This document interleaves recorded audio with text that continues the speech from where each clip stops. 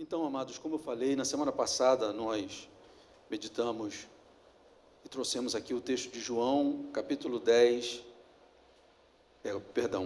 1, versos de 10 a 14. E nós não conseguimos completar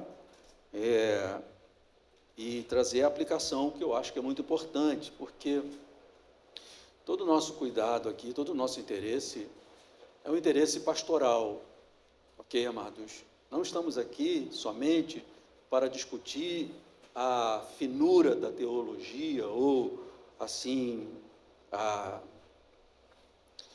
beleza da teologia, discutir ideias apenas. Se elas não tocarem na nossa vida, no nosso coração, de pouco ou quase nada valerá. E às vezes a briga pela teologia traz mais divisões e morte do que vida, ok, amados? Então, tudo isso que nós temos, que nós meditamos nas Escrituras Sagradas, elas precisam fazer parte do nosso ser, do nosso espírito, precisa nos fortalecer, precisa trazer o benefício vital de uma vida espiritual que faça jus a esse nome, nossa espiritualidade. Então, amados, por isso que a gente, e especialmente na tradição reformada, se dá muita atenção à aplicação da palavra, ok? Tudo é belo, entendemos e tudo mais, mas o que isso tem a ver com a minha vida hoje? O que isso tem a ver com quem eu sou no trabalho? O que isso tem a ver com a forma como eu sou com o meu cônjuge? O que isso tem a ver com a forma como eu trato os meus subordinados, ou os meus colaboradores, como gostamos de dizer, ok, amados? Então, se isso não estiver ocorrendo, está faltando uma parte muito vital, porque a teologia e a beleza da verdade podem ficar só no nível do entendimento, do mental, do racional, e não vir para o coração, ok? E quando a gente fala o coração, a gente está falando do centro do ser humano, de onde todas as suas decisões, toda forma de estar no mundo promanam, ok, amados? Então, por isso, volto aqui para dar conta dessa aplicação que ficou por conta do nosso tempo na semana passada. Tivemos ceia, o culto começou um pouco mais tarde. Então, bem, estamos aqui de novo com esse texto, ok? De João, capítulo 1, versos de 10 a 14, eu vou ler com vocês. Diz assim: o Verbo estava no mundo. O mundo foi feito por meio dele, mas o mundo não o conheceu. Veio para o que era seu, e os seus não o receberam. Mas a todos quantos o receberam, deu-lhes o poder de serem feitos filhos de Deus, a saber, aos que creem no seu nome, os quais não nasceram do sangue, nem da vontade da carne, nem da vontade do homem, mas de Deus. Até aí. Então, amados, à luz desse texto, no domingo passado, nós vimos que João, na sua inspiração, nos chama a atenção para dois pontos muito importantes acerca da condição espiritual da humanidade em geral e também acerca da condição espiritual do cristão. Então, diante disso, nós dividimos o sermão da semana passada nesses dois pontos. O primeiro ponto, a condição espiritual lamentável do mundo, ou se você preferir, a lamentável condição espiritual do mundo.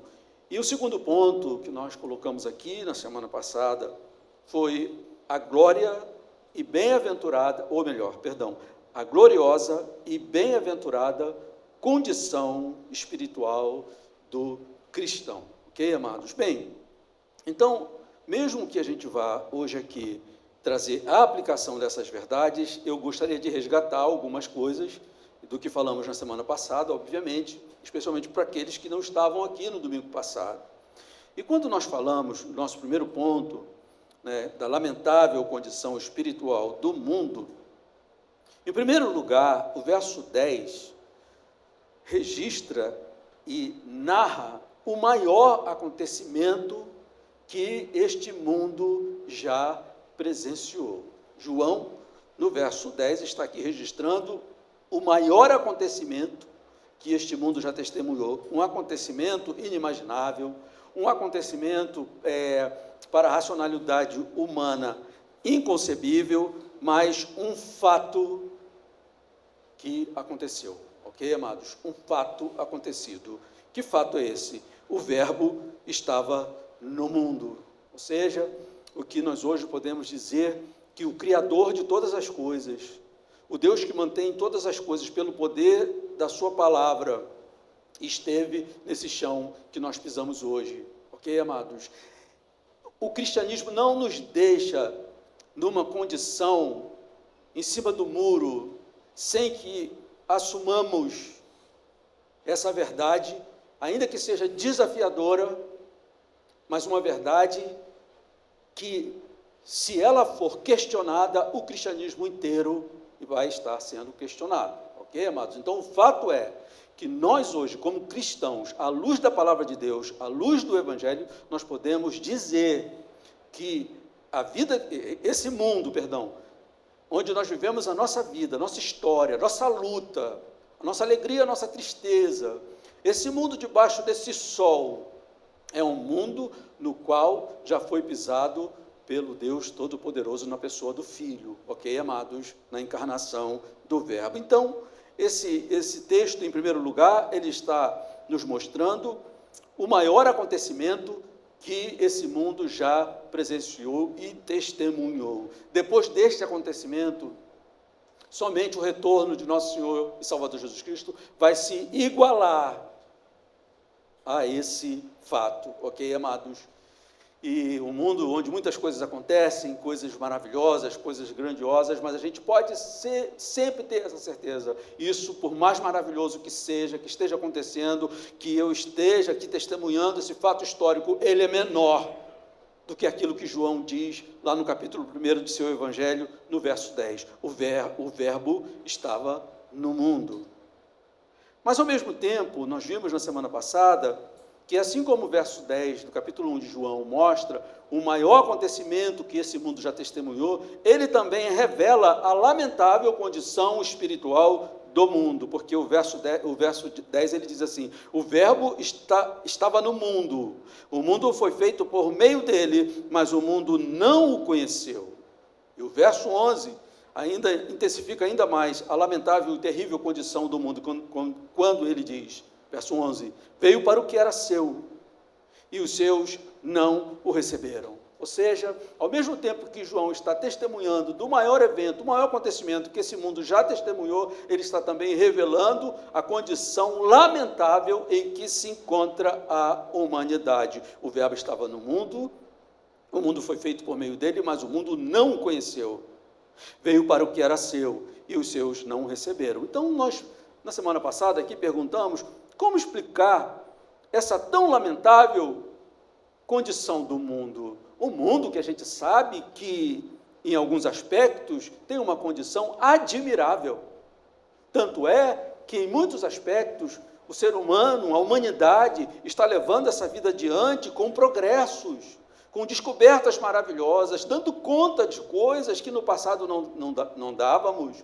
Ou seja, amados, mas esse texto aqui revela uma condição muito lamentável, porque o que estava acontecendo, e às vezes, amados, olhando para hoje especialmente, diante da descoberta, da investigação de alguma coisa, com precariedade de informações e conhecimento, o ser humano chega a descobertas fantásticas, históricas, científicas, tecnológicas, mas ali estava, como Zacarias, o pai de João Batista, o sacerdote, disse, o sol nascente das alturas nos visitará.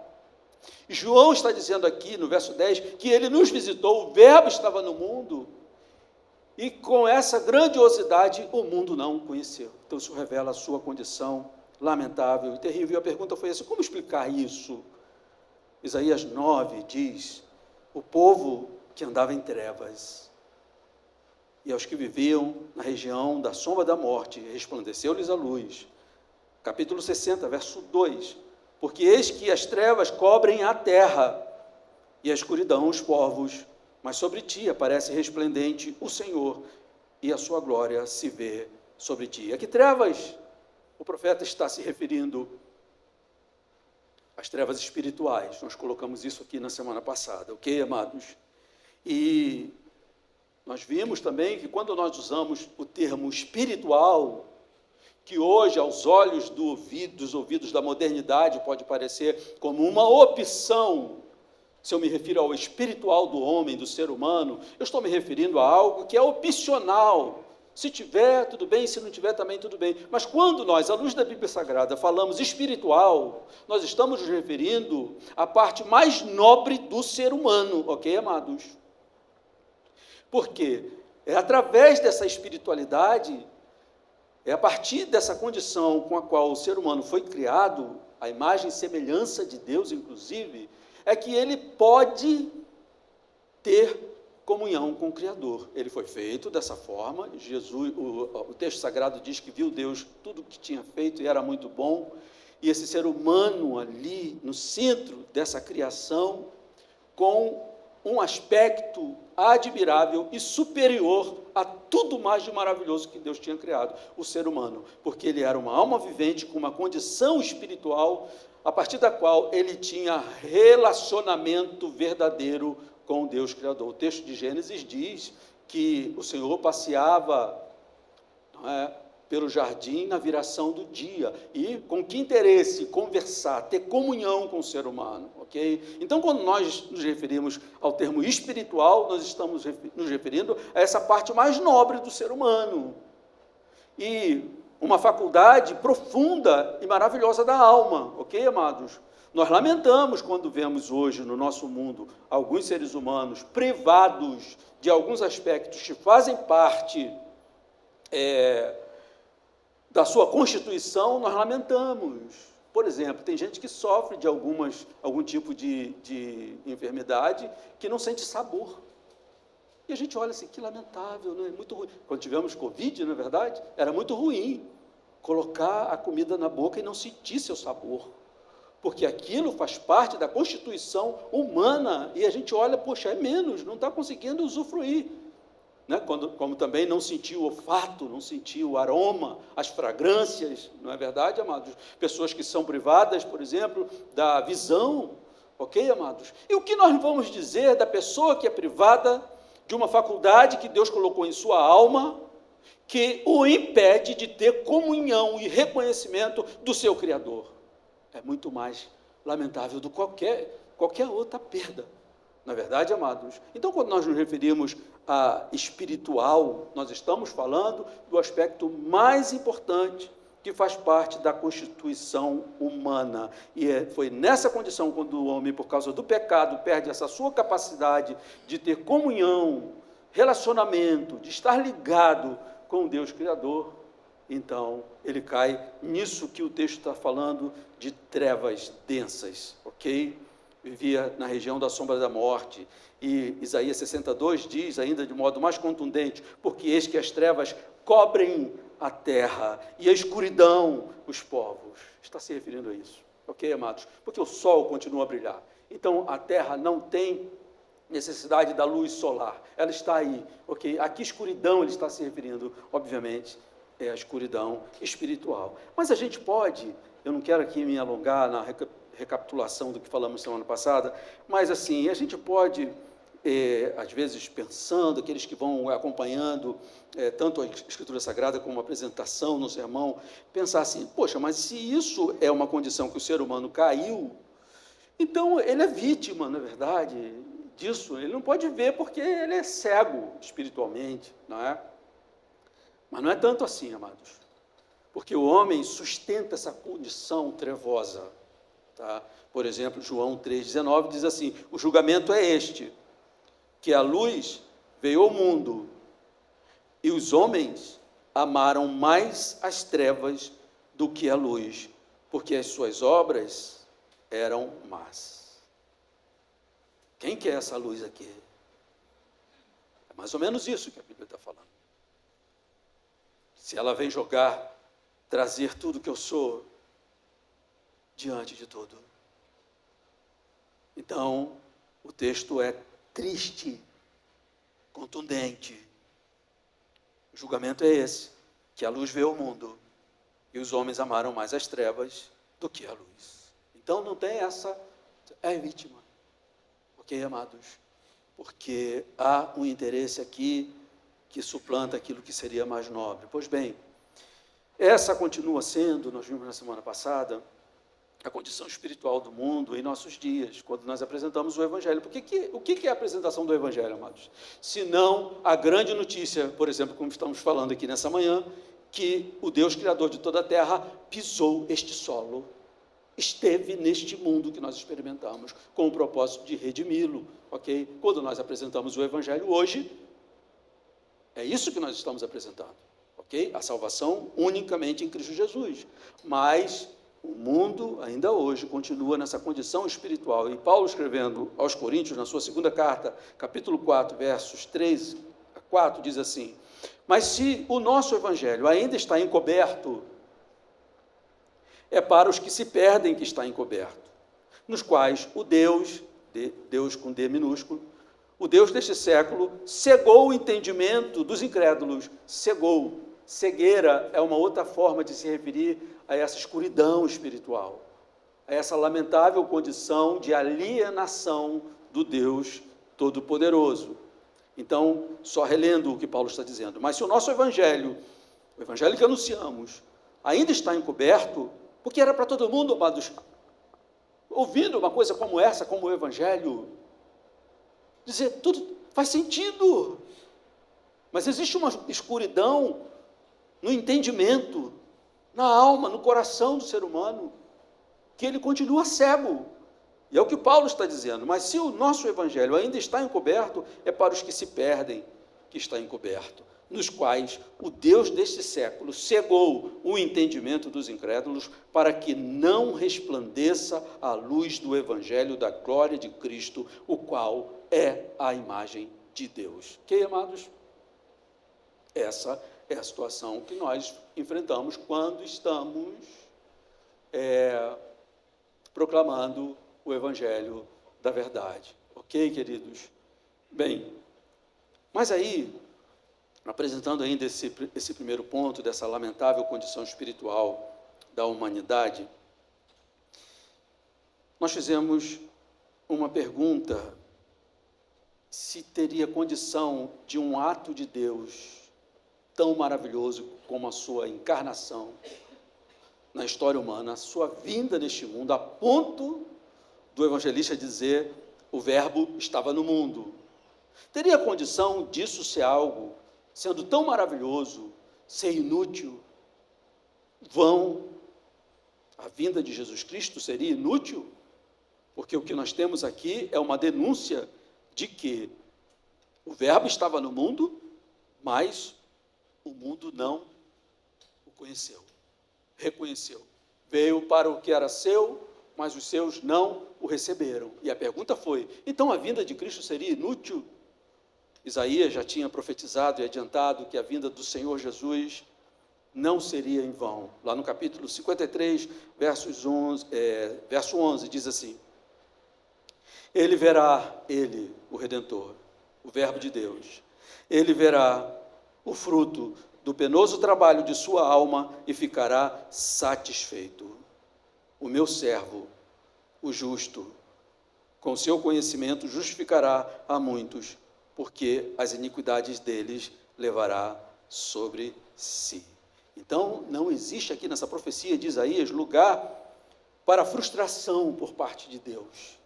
Ele verá o fruto do penoso trabalho de sua alma e ficará satisfeito. Como ele ficaria satisfeito se ele viesse ao mundo, no penoso trabalho da sua alma na cruz do Calvário, ninguém o recebesse, ninguém o reconhecesse? Como ele ficaria satisfeito? Ele ficaria satisfeito por causa do resultado que a sua vinda teria neste mundo. E aí a gente entra então aqui no segundo ponto, estou aqui ainda no sermão da semana passada, amados, que é a gloriosa e bem-aventurada condição espiritual do cristão, ok, amados? Então, se por um lado esse texto mostra a lamentável condição espiritual do mundo, em segundo lugar, esse texto está mostrando a gloriosa e bem-aventurada condição espiritual do cristão.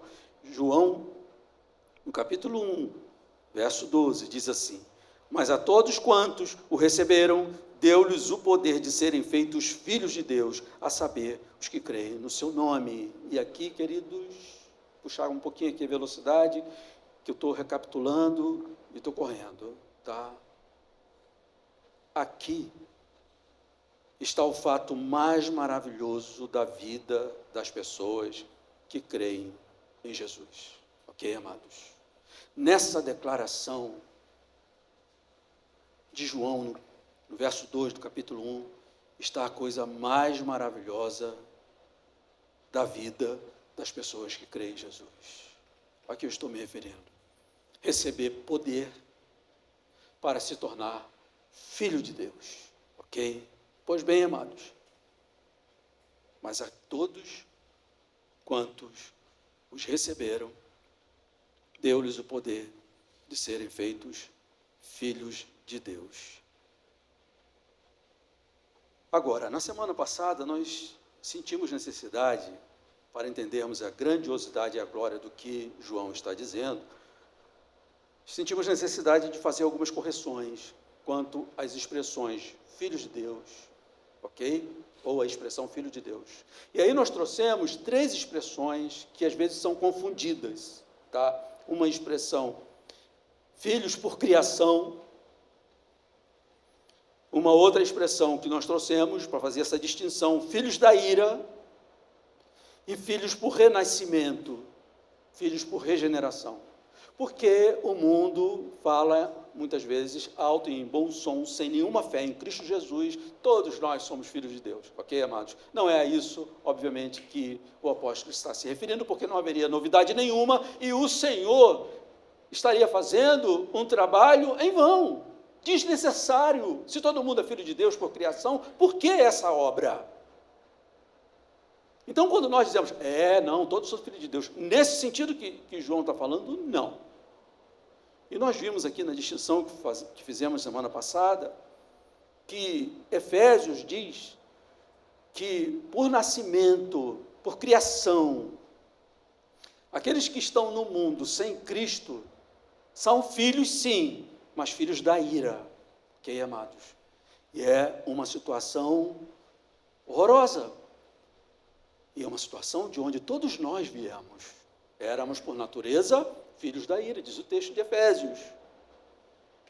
Mas o que João está aqui referindo, quando ele diz, deu-lhes o poder para serem filhos de Deus, ele está falando de um renascimento, filhos pela regeneração. Ok, amados? É a isso que ele está se referindo. Mas a todos quantos o receberam, deu-lhes o poder de serem feitos filhos de Deus. E essa é a coisa mais maravilhosa que acontece com a vida daqueles que acreditam em Jesus Cristo. Ok, amados? E João, seguindo, ele nos explica o que significa receber Jesus Cristo. Ele diz, a saber, os que creem no seu nome. Então, se você crê em Jesus Cristo, você o recebe. E Gálatas endossa essa verdade, lá no capítulo 3, verso 26. Pois todos vós sois filhos de Deus, porque sois bonzinhos, moralmente puro. Todos, diz Gálatas, pois todos vós sois filhos de Deus, mediante a fé em Cristo Jesus. Sem fé em Jesus, não tem como se tornar filho de Deus. Não tem como ser filho de Deus nas condições em que João está colocando. E aí, amados, a gente vê que a condição espiritual humana, a sua perdição, é tão terrível que somente um ato milagroso de Deus pode transformá-lo. Ok, queridos? Estamos aqui, queridos? A condição do ser humano, ela é tal que somente um ato milagroso e glorioso de Deus para transformá-lo o filósofo dinamarquês cristão chamado Kierkegaard, ele escreve uma obra chamada Doença para a Morte, que aqui no nosso Brasil, nosso país, foi traduzida em algumas edições como o desespero humano. Ele coloca de um modo, o encadeamento das ideias dele é bastante rebuscado, mas ele está falando exatamente disso, da condição do ser humano em sua existência sem Cristo, ok? E essa condição espiritual é tão terrível que somente um ato milagroso de Deus para transformá-lo. Somente uma intervenção poderosa de Deus pode mudar na vida de um ser humano a sua condição de filho da ira para filho do amor de Deus. Filhos de Deus nos termos de João. E essa intervenção de Deus é chamada de renascimento ou de regeneração. Verso 13, então, diz assim: os quais, a todos os que o receberam, deu-lhes o poder de serem feitos filhos de Deus. Verso 13, os quais não nasceram do sangue, nem da vontade da carne, nem da vontade do homem, mas de Deus. Ok, amados? Então, o que significa dizer que o homem não consegue regenerar-se a si mesmo, mesmo que ele use as mais poderosas faculdades mentais, do entendimento, seja por que for. Mesmo que ele tenha vontade, eu quero ser um ser humano top. Ele pode ser um ser humano admirável, mas ele não consegue se regenerar da sua condição terrível espiritual. Isso é prerrogativa e é privilégio maravilhoso de somente aqueles que acreditam em Jesus Cristo, o que significa dizer recebê-lo. Creu, recebe o poder de se tornar filhos de Deus. Oh, tudo isso é muito maravilhoso. E aí eu quero fazer aqui aplicações. Agora chegamos nesse domingo. Amados, como eu disse, isso tudo teologicamente, filosoficamente, porque, por exemplo, esse filósofo dinamarquês, Kierkegaard, ele se debruça para escrever uma obra de fôlego, para dar conta dessa realidade que ninguém lendo, o pessoal da psicologia gosta muito de ler Kierkegaard. Ele tem Conselho de Angústia, não é? Que é uma obra também muito interessante, e A Doença para a Morte, ou, numa outra tradução, O Desespero Humano. Ok, amados? Então, assim, tudo isso, quando a gente sem preconceito, para abraçar, agasalhar, a gente vai olhar e vai perceber o seguinte, que estamos falando de algo muito grandioso, muito poderoso. E como que fica isso na nossa vida? Como que a gente lida com isso no dia a dia? Porque nós podemos pegar os nossos compêndios de filosofia, teologia, o conhecimento humano, seja o que for, amados, e podemos ficar ali debruçado, tudo bem, as coisas estão bem, as contas estão pagas, e a gente tem um certo regozijo nisso tudo aí. Mas eu disse que a nossa intenção aqui, em tudo que fazemos nesse lugar, nessa igreja, tem a intenção pastoral, de cuidar das ovelhas de Cristo Jesus. E o ponto é, quando nós estamos diante de afirmações tão poderosas, e nós experimentamos o pior da vida, o pior do mundo, o pior de nós mesmos, as mais indizíveis angústias, doenças, tristezas. Como que fica isso? Será que isso vai embora? Isso perde a cor? Pode perder a cor. Pode ir embora. E é por isso que eu queria fazer aplicações aqui para a nossa vida à luz desse texto. Ok, amados? Porque em nosso tempo, tão marcado pela urgência, né, pelo imediatismo, nós corremos o risco de encapsular o Evangelho nesse modo de ser do nosso tempo, sabe? O que eu estou querendo dizer? Que o fato é que o imediatismo do nosso tempo, clamando por situações, sendo palpavelmente mudadas, porque nós estamos num tempo de muito imediatismo e muito materialista. Então, esse imediatismo, essa urgência da vida, ela pode clamar para ver situações, fatos, sendo transformadas de modo palpável, de modo que eu apreenda. Ou então clamando por encontrar respostas imediatas para cada situação. A resposta tem que vir logo. E quando a Bíblia diz que nós somos filhos de Deus, filhos do seu amor, por conta da nossa fé em Cristo Jesus, mas nós na vida estamos enfrentando situações que, por mais que a gente se revolva, a gente não consegue modificar. Como que fica aí? Se eu sou encharcado dessa modernidade, sabe, da gramática desse mundo, eu vou ter problemas. Por isso que eu preciso fundamentar a minha fé na palavra de Deus. Eu volto a dizer, o fato é que nós podemos colocar as promessas do Evangelho numa espécie de tribunal racional, para averiguar se tudo o que o Evangelho diz de nossa condição em Cristo Jesus é isso mesmo ou não. E a mulher de Jó teve muito problema com isso, quando ele começa a enfrentar os infortúnios da sua vida. E a mulher dele chegou para ele e disse: para e pensa, Jó. Pensa, você é justo, piedoso, vale a pena, Jó.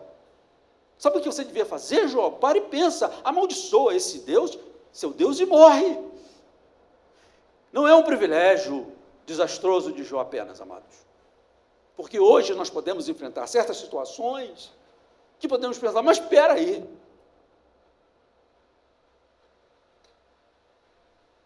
E aí nós podemos colocar as promessas do Evangelho numa espécie de tribunal racional para averiguar se tudo que o Evangelho diz a nosso respeito, a nossa condição em Cristo Jesus, é isso mesmo. Se somos filhos de fato de Deus, e queridos, em um mundo extremamente materialista, não há muita paciência para o que é espiritual e o que é individual, ok? E nos dilemas da vida, podemos então enfrentar crises com a nossa filiação. O que eu estou dizendo aqui, amados? Que quando a coisa fica difícil, desafiadora, nesse mundo que é muito materialista, se eu sou mesmo, eu quero ver. E foi essa tentação que Satanás usou com Jesus. Se você mesmo é filho de Deus, passando esse sufoco que você está passando, essa fome que eu sei que você está roncando no estômago, transforma essas pedras em pães. E vamos ver. Ele continua fazendo isso, amados. E às vezes, nós alargamos o lugar de onde ele vai berrar nos nossos ouvidos. Então, nos dilemas da vida, nós podemos enfrentar uma crise com a nossa filiação, por conta do materialismo do mundo, onde há pouquíssima paciência para as coisas que são espirituais e, por consequência, invisíveis. O apóstolo Paulo, na sua segunda carta aos Coríntios, chama a nossa atenção para esse aspecto muito importante. Ele diz lá no capítulo 4, versos 16 a 18, diz assim: por isso, não desanimamos. Olha que coisa maravilhosa o apóstolo Paulo está escrevendo. Por isso, não desanimamos. Pelo contrário, mesmo que o nosso homem exterior se corrompa, contudo, o nosso homem interior se renova de dia em dia. Porque a nossa leve e momentânea tribulação produz para nós eterno peso de glória, acima de toda comparação, não atentando nós nas coisas que se veem. Ele está falando aqui de um cristão maduro, amados, mas que passa por tribulações. Não atentando nós nas coisas que se veem, mas nas coisas que não se veem. Porque as que se veem são temporais, e as que não se veem são eternas. Eu chamo a atenção para essa verdade que João está trazendo para nós aqui nessa manhã. Por conta da nossa fé em Cristo Jesus, nós somos filhos de Deus, herdeiros de Deus e cordeiros em Cristo, ok, amados? Mas, nesse mundo marcado pelo imediatismo, muito materialista, a gente pode ansiar por ver algo palpável que de fato diga: eu sou filho de Deus de fato. Então eu queria trazer algumas aplicações aqui brevemente, eu gostaria que você me acompanhasse. Em primeiro lugar, amados, essas Tribulações temporais podem lançar dúvidas, sim, sobre a gloriosa e bem-aventurada condição do cristão, tá? Como a gente está falando. E o Evangelho de João, capítulo 1, verso 12, está afirmando que através da nossa fé em Jesus, nós já somos filhos de Deus, do seu eterno amor, ok? E eu disse aqui, a gente pode passar por lutas e colocar essa verdade num tribunal. Tá? Mas, em primeiro lugar, amados, primeira aplicação que eu gostaria de trazer. A nossa filiação é um fato atestado pelas Escrituras, a palavra de Deus, tá? É um fato atestado pelas Escrituras, pela palavra de Deus. Nós, como seres humanos, em suas experiências, às vezes muito ardentes, né, muito difíceis, pessoais, nós podemos sentir dificuldade de dizer com toda a convicção: eu sou filho de Deus nos termos das Escrituras, do Evangelho. Isso por causa do que já falamos, as suas vivências, seus sofrimentos. Isso pode parecer, inclusive, uma presunção, ok? Dizer que eu sou filho de Deus, sou herdeiro de Deus, co-herdeiro de Cristo, herdeiro da sua glória. Então, nós podemos ter essa dificuldade. Mas a isso, queridos, eu respondo que não depende da nossa constatação. O fato de sermos filhos de Deus não depende da nossa constatação, pois esse é um fato maravilhoso, resultado da fé em Jesus. João, no capítulo 1, verso 12, ele diz: mas a todos quanto receberam deles o poder de serem feitos filhos de Deus, a saber, os que creem no seu nome, os quais não nasceram do sangue, nem da vontade da carne, nem da vontade do homem, mas de Deus. Ok? E Gálatas, ele endossa essa verdade. Pois todos que sois filhos de Deus, pois todos vós sois filhos de Deus, mediante a fé em Cristo Jesus. Isso é um fato atestado pela Escritura Sagrada. E aí, amados, diante dessa possibilidade de você, olhando para os seus sofrimentos e questionar, será que de fato eu sou filho de Deus? A pergunta, e você vai procurar evidências e tudo mais, porque esse mundo nos empurra para isso. Eu quero ver. Se eu não vir, eu não creio. Isso é antigo. E esse apóstolo foi chamado a atenção: não seja incrédulo, seja crente. Você tem o que ver. Põe a mão aqui. Mas seja crente. E aí, queridos, diante dessa possibilidade de você viver, você crer em Jesus Cristo, mas você experimentar umas coisas que parece que não se relacionam com uma filiação de Deus. A pergunta que eu faço é: você crê em Cristo? Isso aqui você não pode deixar passar. Você pode ter as suas dúvidas quanto à sua existência, o modo como Deus tem te tratado, mas isso você não pode deixar passar. E a pergunta é: você crê em Jesus Cristo? Em sua pessoa, em sua obra, em sua pessoa histórica, em tudo que a Escritura diz dele? Se você crê em Cristo, este é um fato. Mas a todos quantos receberam, deu-lhes o poder de serem chamados filhos de Deus. O que é receber? Aqueles, ou seja, aqueles, a saber, aqueles que creem no seu nome. Esse é um fato. Tá, amados? Esse é um fato. E aí, 1 João, capítulo 3, verso 1, esse mesmo apóstolo, ele diz assim: vede que grande amor nos tem concedido o Pai, a ponto de sermos chamados filhos de Deus. E ele diz: e de fato somos filhos de Deus. Amém, amados? Então, queridos, deleitemo-nos nisso. Ok, amados? Porque a maior tribulação não pode mudar isso na sua vida. Se você crê em Cristo Jesus, você é filho de Deus. Amém? Estou falando isso porque tenho preocupações pastorais. Porque eu sei que o ser humano, inclusive os filhos de Deus, às vezes enfrentam lutas indescritíveis. Ok, amados? Viver no mundo caído não é fácil. para ninguém, muito mais para os filhos de Deus. Ok, queridos? Então, se você crê em Cristo Jesus, este é um fato a respeito da sua vida.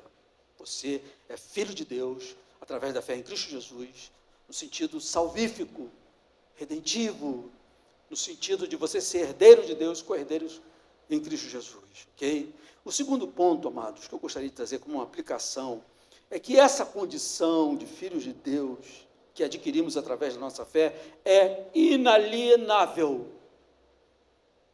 Essa condição de filho de Deus, através da sua fé em Cristo Jesus, é inalienável, ou seja, ela é protegida por uma lei gloriosa e maravilhosa. Ok? Ninguém pode te tirar disso. O mundo caiu em pecado, em escuridão. Algo assim que a gente abre os olhos, meu Deus, como pode? Mas caiu. E a gente sente o resultado disso nas dores que experimentamos da vida, ok, amados? Nós hoje somos regenerados pelo Espírito Santo, através da nossa fé em Cristo Jesus. E poderia ter na cabeça de alguém pensando a seguinte ideia: mas se cair de novo? Opa, não sei, talvez você já tenha feito essa pergunta, ou talvez alguém venha te perguntar. Fomos criados perfeitos, algo que Deus disse é muito bom, e fomos regenerados em Cristo Jesus, feitos de novo. E se alguém perguntar, e se cairmos de novo? Eu estou aqui afirmando, amados, que essa condição de filhos de Deus que adquirimos pela fé em Cristo é inalienável. Do que eu estou falando? Primeiro, porque essa condição de filhos de Deus está garantida pelo amor eterno do Pai. Efésios, capítulo 1, verso 4 e 5, diz assim: em amor nos predestinou para Ele, para a adoção de filhos, por meio de Jesus Cristo, segundo o beneplácito da sua vontade. O que ele está falando aqui é algo muito poderoso, profundo. Nós vimos isso na nossa série de pregações em Efésios, mas o que ele está dizendo é que essa condição de filhos de Deus está garantida pelo amor eterno do Pai. Não é isso, amados? Em amor nos predestinou para Ele. Para o quê? Para a adoção de filhos. Por meio de quê? Por meio de Jesus Cristo, da sua obra, da sua vinda, o verbo que estava no mundo. Ok, amados?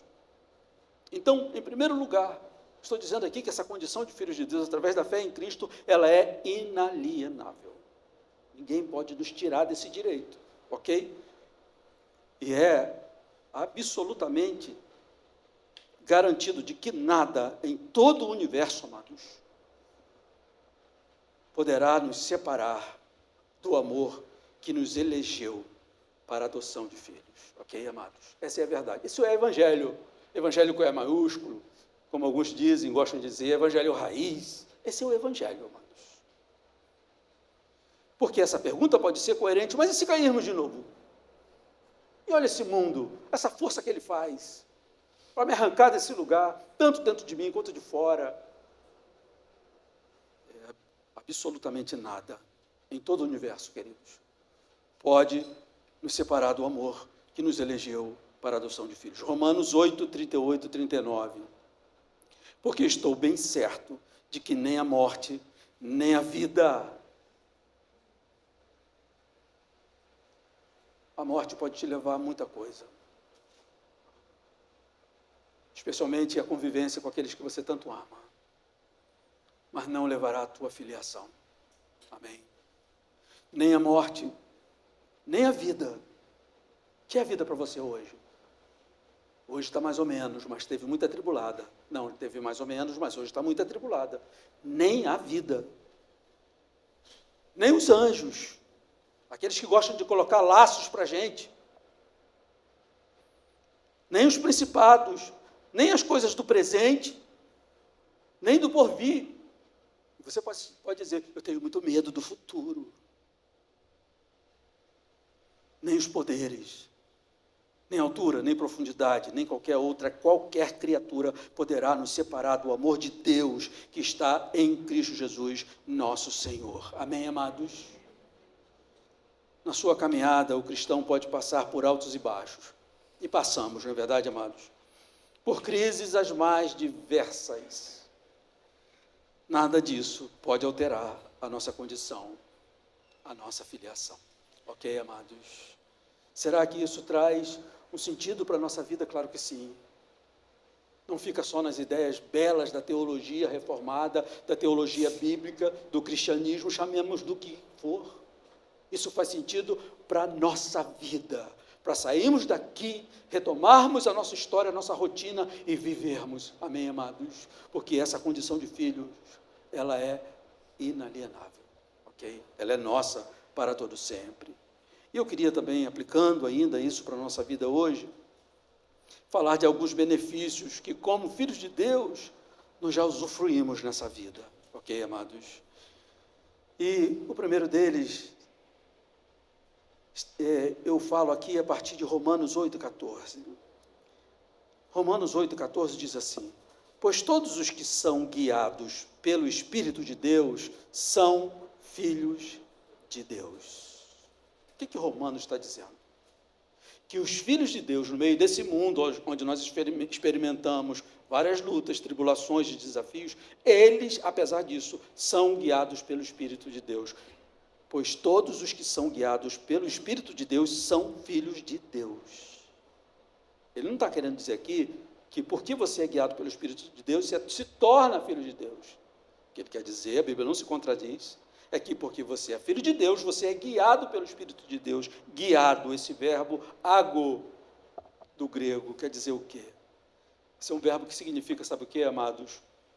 Guiar, conduzir, segurando através das mãos e levando deste modo a um destino final. É isso que quer dizer o verbo guiar, aqui que Paulo está usando. Ou seguir acompanhando até um lugar. E o que Paulo está dizendo aqui é que todos que são filhos de Deus são guiados pelo Espírito Santo, tendo em vista o projeto de Deus para a nossa vida. E qual é o projeto final da nossa vida? A posse da herança em Cristo Jesus, nosso Salvador. Podemos continuar, amados? Estou terminando. Tá? Romanos 8,14 está dizendo que os filhos de Deus, então, são neste mundo conduzidos pelo Espírito Santo. Romanos 8,15 diz que porque vocês não receberam o espírito de escravidão para viverem outra vez atemorizados, mas receberam o espírito de adoção, por meio do qual clamamos, Abba, Pai. Que, amados? E às vezes as lutas deixam a gente com muito temor, nos deixa atemorizados. Ele está lembrando, vocês não receberam o espírito de escravidão, vocês receberam, para vocês viverem atemorizados, vocês receberam um espírito de adoção, através do qual vocês podem clamar, Abba, Pai. E ainda em Romanos 8,16, ele diz, o próprio Espírito confirma com o nosso Espírito que somos filhos de Deus. Isso não é coisa da nossa cabeça. Tem uma obra também que Deus se preocupou para que a gente tenha um mínimo de segurança possível no meio desse mundo, porque às vezes o temporal é muito grande e a gente tem que acreditar na embarcação que a gente está atravessando esse oceano, amados, que às vezes fica enfurecido. E ele está dizendo, o próprio Espírito confirma com o nosso Espírito que somos filhos de Deus. É Ele que vem nesses momentos de ser forte, corajoso, corajosa. Agora, o que eu gostaria de chamar aqui a atenção, já que a gente está falando de algo pastoral, amados, é que se tudo isso é garantido pelo Espírito Santo, a sua condução, todos que são filhos de Deus são guiados pelo Espírito de Deus, que nós temos um espírito de adoção, a partir do qual, através do Espírito Santo, nós podemos nos relacionar com Deus nesse mundo, seja em que situação, como Pai, e que esse Espírito testifica com o nosso Espírito acima de qualquer tribunal, que de fato somos filhos de Deus. Mas você pode dizer assim, olha, mas até isso, sabe, José? Essa segurança, esse testemunho, parece que ele não me vem. E aí, queridos, Paulo, escrevendo aos Tessalonicenses, na sua primeira carta, no capítulo 5, se não me engano, verso 19, ele diz assim: não apagueis o Espírito Santo. Como é possível apagar o Espírito Santo, queridos? A que Paulo está se referindo? Isso é possível, amados, hein? Apagar?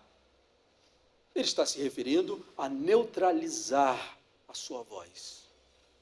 Em outro lugar, lá em Efésios, ele diz para a gente não entristecer o Espírito Santo. E às vezes, amados, a nossa conduta vai tendo esse efeito. Nós vamos apagando a influência do Espírito Santo. Ele testifica no seu coração que você é filho de Deus, mas você escuta mais a voz de A e B, que diz isso que você acredita é um absurdo. E você vai modificando alguma coisa no Espírito Santo? De modo nenhum. Ele é Deus. Você vai apagando a sua influência. O apóstolo está dizendo: não apaguem o Espírito Santo. Não entristeçam o Espírito Santo. O que significa dizer, amados? Que a gente tem que cuidar da nossa devoção, da nossa vida espiritual, da nossa fé, fortalecer a nossa fé, amados, para que a gente não caia presa fácil dessas tentações, ok, amados? Porque nós precisamos, sim, de ter um testemunho firme em nosso coração, em que possamos dizer, de fato, eu sinto uma certeza dentro de mim, que não é fruto das minhas elucubrações racionais. Estou terminando, tá, amados? Por favor. Vem algo poderoso, e que me dá essa certeza, mesmo que quando eu olho o cenário, ele é o pior. E se ele se levantar ali a mulher de Jó dizendo: pelo amor de Deus, cara, na realidade, olha a sua vida, você está dizendo que é filho de Deus, amaldiçoa-se Deus e morre.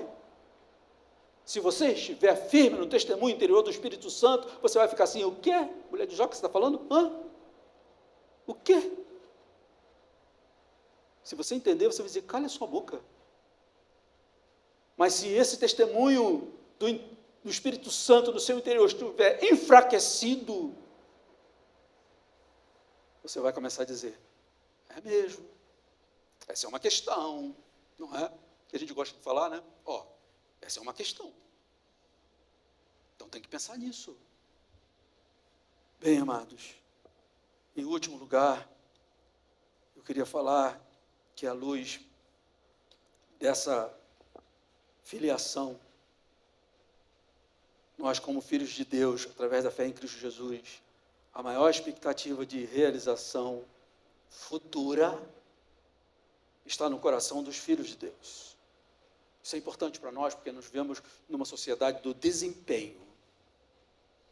E um desempenho que busca as maiores realizações, tá, amados? Mas eu digo aqui, à luz da Escritura Sagrada, que a maior expectativa de realização futura está no coração dos filhos de Deus.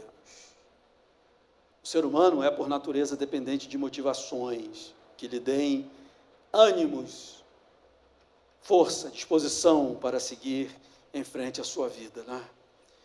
E quanto maior for a motivação, maior será o ânimo. Eu que poderia enumerar, amados, uma lista enorme de poderosas motivações para a gente seguir em frente como gente, como pessoas, como seres humanos, e especialmente como filhos de Deus. Porém, vamos às mais gloriosas. E aqui eu vou concluir, tá, amados? Eu sei que vocês têm um churrasco hoje aí para comer, então segura aí a onda, para de salivar, pelo amor de Deus.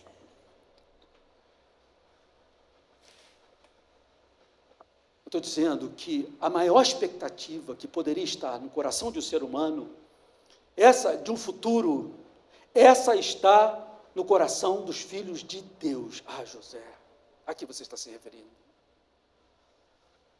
Nossa filiação tem implicações cósmicas, amados. Epa, José já está tirando o pé da terra. A nossa filiação tem implicações cósmicas, pois existe um benefício que será usufruído por toda a criação. Paulo fala assim, lá em Romanos 19, a ardente expectativa da criação aguarda a revelação dos filhos de Deus, na esperança de que a própria criação será libertada do cativeiro da corrupção para a liberdade da glória dos filhos de Deus.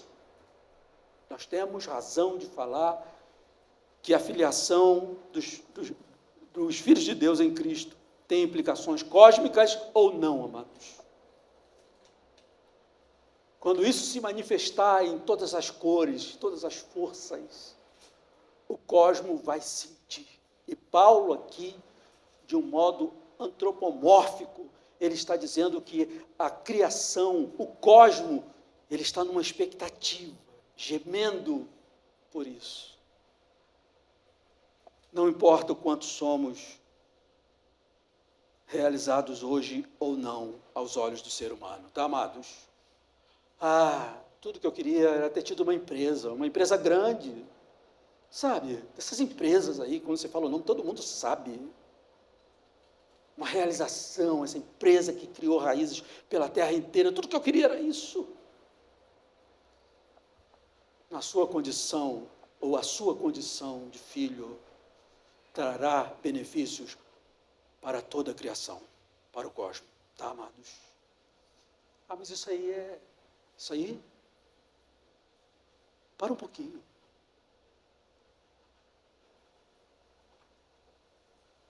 Um homem de Deus foi instruído a comer esse livro, essas verdades. Come isso. Se alimenta disso. E você vai ver a nutrição vindo para a sua alma. Amém, amados?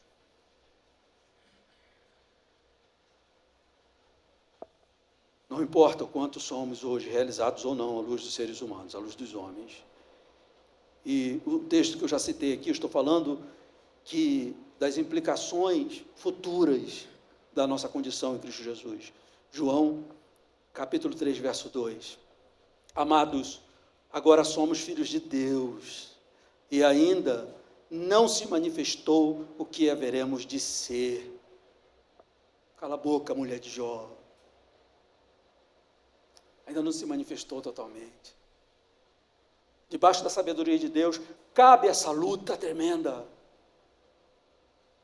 Debaixo da sabedoria e do amor de Deus, cabe essa dor na minha vida, mas eu sou filho dele, eu sou filha dela, amém? Amados, agora somos filhos de Deus e ainda não se manifestou o que haveremos de ser. Sabemos que quando ele se manifestar, seremos semelhantes a ele, porquanto haveremos de vê-lo como ele é. Amém, amados? Total convicção, total fruição de todos os tesouros de Deus. Ok, amados?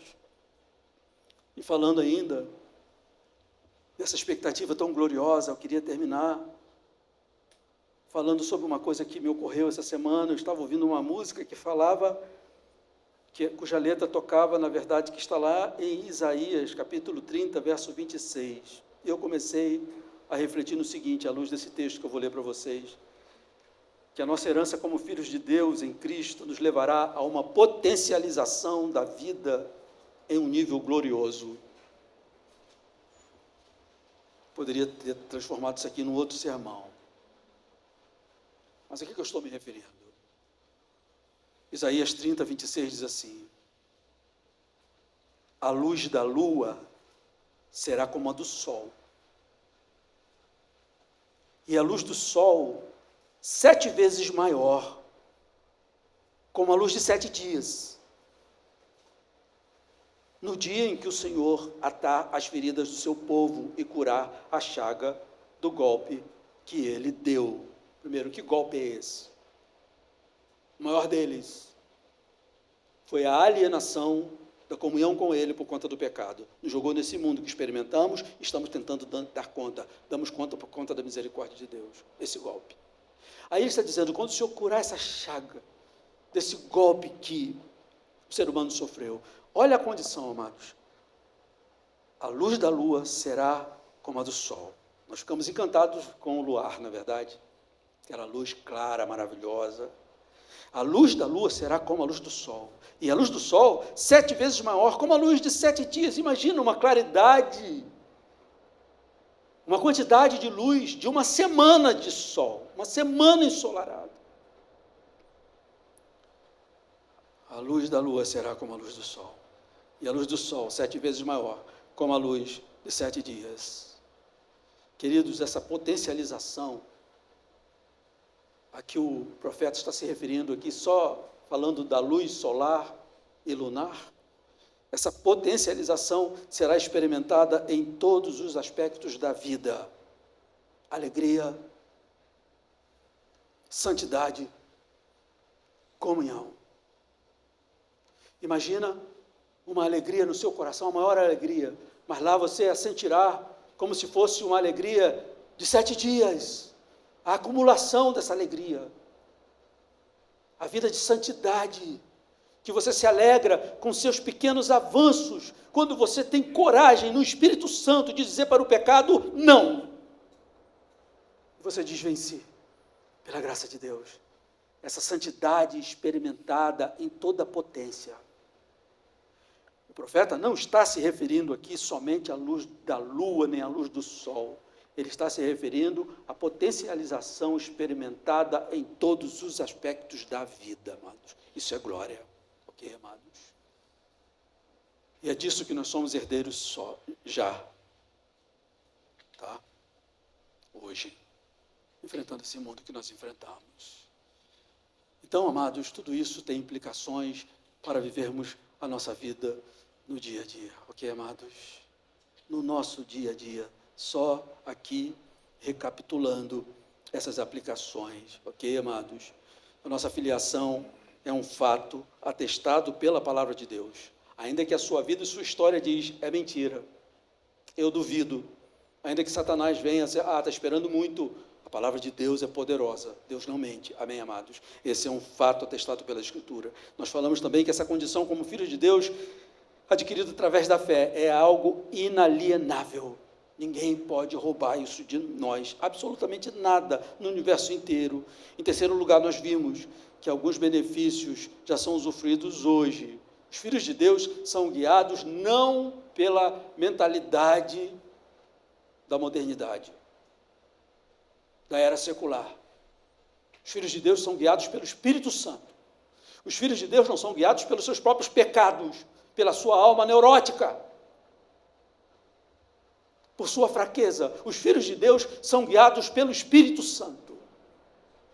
E aqui eu falei, mas eu não vejo isso, porque esse mesmo texto diz que esse Espírito testifica, deixa certo que nós somos filhos de Deus.